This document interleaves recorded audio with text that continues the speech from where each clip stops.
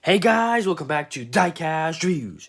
So this is a review on Gearsten Marshall and Marc Sondheimer, two racers from the Salt Flats episode of Cars on the Road, the Salt Fever episode of Cars on the Road. Obviously, Gearsten Marshall has been released before. There's a review of him on my channel. You guys can check him out in more detail. We'll go through him, but you guys can check out, obviously, the review of him in more detail on my channel. Marc Sondheimer here is really who we're here for. He is a brand new release, brand new to this 2-pack. He is obviously a repaint of Dat's Jam. We'll compare the two later. But obviously he is a repaint of Dat's, but he looks great. We'll take a look at him, and he's got a big name to live up to. The producer of Cars on the Road, I believe. The producer, Marc Sondheimer, is who he is named after. So he's got a big name to live up to. We'll see if he can. It looks boring, but we'll take a look at that. I'm not going to judge a book by its cover. But there he is. I do like the card art there. Gearsten obviously has the same card art as he does in the singles. New for 2023. Obviously, both are new for 2023, actually. Gearsten was the first new release of 2023. He started off this fantastic year for cars collecting. 2023 has been probably the best year for cars collecting since 2017 or 2018, I would say. It's really been a great year for cars collecting.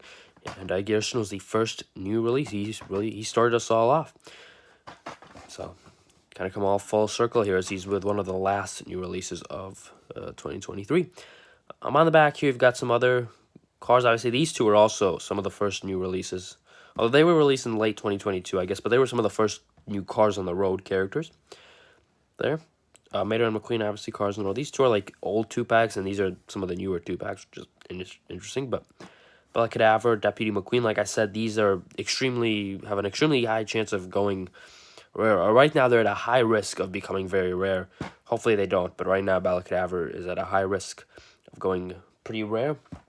Pastaposaurus, Cave McQueen, that's a video you guys should be seeing on my channel in the coming weeks. Maybe even next week, who knows, but that is a video that should be out relatively soon. But yeah, the back, not much there. They could have gone with some more interesting 2-packs. Not really an interesting choice. These guys are peg warming. There's at least 2 or 3 of them in every Target. These are not really that popular either. Obviously, these are kind of more popular than these ones. But I wouldn't say this 2-pack is extremely popular. I've seen this one like twice now.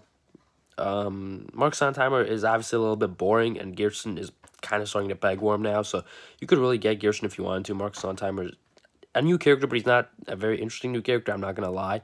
But I don't think this pack is going to peg warm as much as maybe Harlem Haynes will, but we might see this one start to peg warm a bit too. I don't know.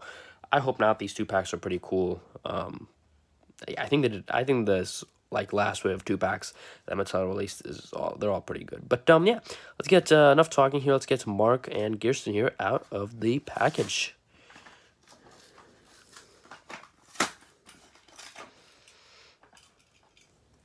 So here are the two out of the package, and I have to say that Marc is very smooth feeling release. We'll take a look at him a bit more in a bit here. I'll take a look at Gearsten first, as he's probably the least exciting one.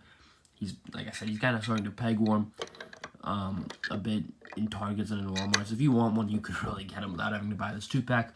But here's just a comparison to the original Gearsten, I guess, the one that was released very early on, even late 2022, early 2023. The base code on this one is R48, so 40th week of 2022. And interestingly enough, this one is S13A. You can see it's the 13th week of 2023. And Marc is actually has a base code of S23A, wherever that is. There he is.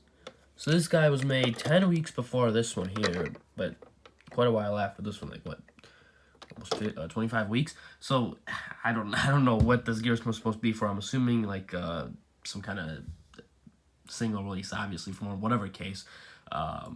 So they just had extras and put them in the 2-packs, which is kind of funny, but there you go. Not really much of a difference between the two. I can't tell. Anyways, the yellow shading of yellow, maybe a little bit lighter on this one, but really they look similar enough. I can't really tell a difference in the shade of yellow. But they look identical, basically. There's not really much of a difference between the Gearsten in the 2-pack and the Gearsten you could get in the single packaging. From what I can tell, they're identical. But there's a comparison between the two Gearstens, just making sure I have the right one left on the turntable there. But yeah, he's pretty cool. I do like the yellow color on him. I have a pretty unique color. The yellow and blue kind of trim looks nice on him. But yeah, if you want to check out my review of him in more detail, do check it out. It's on my channel. I might even put a link in the description below. But he has a pretty cool car. But like I said, starting to peg worm a bit. You could get him. You really, if you want, you could find him in Target. You could find him in Walmart. You can get this guy if you really desire him. Not in the 2-pack as well. You can get him just in a single, like I said. So it's not exactly like they could have probably put. Honestly, I think if they put Revo Cost in here, that would be pretty cool because Revo, I think, has gotten a bit of the drag racers released. So not the drag racers, the salt flat racers released so far. I think Revo's kind of the rarest one. Royce is a peg warmer, like I said. Gearsten you can find. Dats even has become sort of rarer. He's not that common on the pegs, though. He's more common than Revo. So I think if they put Revo and Marc in this pack, I wouldn't mind that at all. Revo, like I said, has become a little bit more rare. I haven't really seen him on the peg since I found him. I've seen maybe 2 or 3 times. And, you know, when you release a Marc that pack, I think that'd be a good pack. Gearsten, I'm not a fan of that decision, but he's still a nice car. But pretty common. I think Revo would have done better, but you guys can check out my review on him if you want to see him in more detail. But here's the star of the show. Here's who we really are looking at. Marc Sondheimer. Interesting name. I feel like Sondheimer, almost like sound and time. I don't know, speed of sound, going for time, something like that. They're definitely going for the time thing, I think. But speed of sound, you could maybe make a comparison there. I don't know. It's a cool name. Obviously based on, like I said, Marc Sondheimer. It's a cool name. I do like it. And he looks pretty cool. Very similar to Dats, but he does look cool. I do really like this model. And like I said, he's a very smooth. Like, he's very, very smooth when you touch him. Very streamlined, indeed. But obviously, let's take a look at him here. Looking at him head on. He's got the kind of snot rod engine. Actually, I think that's almost identical to the snot rod engine. Looks very similar, at least. You've got his mouth there, kind of a nice little smirk. It actually conveys the card art very well. And then you've got his eyes, very small box, so really can't do much with it, but there you go. But yeah, the rest of him is really just this kind of bluish color.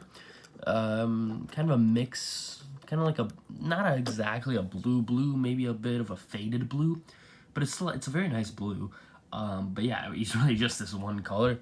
There's no number on him, which I find funny, but that's really Disney's doing and not Mattel. He did not have a number in the show. Interestingly enough, he's a racer with no number. He's got no detail. He's got no sponsors. He's going out there just himself, clean. On the back, you've got some of the vents and stuff. He does have a bit of texture, obviously, on the vents, but this is also all smooth. But yeah, it's just this blue color all around. He's really got no detail on it. He's slick. He's very slick. Let's put it that way. That's what I'll use to describe him. He's a slick release. But yeah, he's very bland. Let's compare him to Dats Jam, and obviously he shares a model with Dats. The expression there is a bit different. The eyes are definitely different. You can tell that the eyes are different. The mouths, let's take a look. I think the mouths are slightly different. His smirk is like going that way, and Dats smirk is going that way. I think the mouths are a little different. So they did change up the expression, which is nice because it's the same exact model. Although I guess he's a little different because they had to put the hood or metal engine obviously on there, but not the metal engine. It's plastic. It is plastic. They had to put the engine on there, kind of make a hole or whatever for it. So it's a bit. They tooled it up a little bit, but overall it's the same model. On the side here, you can see identical. What I do find interesting is that Dats gets a parachute and Marc does not. Okay, that's very interesting. I don't think we ever saw a back view of Dats, though. I think we did see like a side view of Marc, and I don't think he had a parachute. Dats, I never saw a back view of, so don't know if the parachute's accurate or not. I'm going to assume it is, but interesting that Marc does not have a parachute, but There's the one major difference between the two. Obviously that and the engine. But yeah, they're basically the exact same model. Well, they are the exact same model. I'm gonna have to probably go with Dad's. I don't know. The Zamac painting is really cool. He's actually got at least a number. He's got a number on him. Mark does not even have a number, but I do like the blue. The blue color is nice. The engine is a cool touch, but yeah, he really has no detailing. Also interesting to note is that the early Salt Flat Racers had this, like, you know, salty, sandy color base and tires, and they've gone to black for all the ones since Gearsten. Gearsten and onwards have all been the black bases and stuff. So, what is it? Now Speed Cone also had the black base. But yeah, not much of note there. I will put up a picture of where Mark appeared in the movie. It was a very quick appearance, very quick scene. But he did appear, side view, and just like in the diecast, he was not very, not a lot of detail in the movie. So it's a cool release. You know, it is a Salt Flat Racer, and Mattel looks like they're going to release all the Salt Flat Racers, at least going to put an attempt at releasing all the Salt Flat Racers. I think there's like 3 or 4 maybe that they could still do. The British Racer obviously being one that I think they have to do. That one is probably the most notable one that they have to do. The truck, they could probably try to do something with that one as well. But those are the 2 I think that they really have. Those are the main ones that they have to do, I think. And obviously there's some background racers they could release.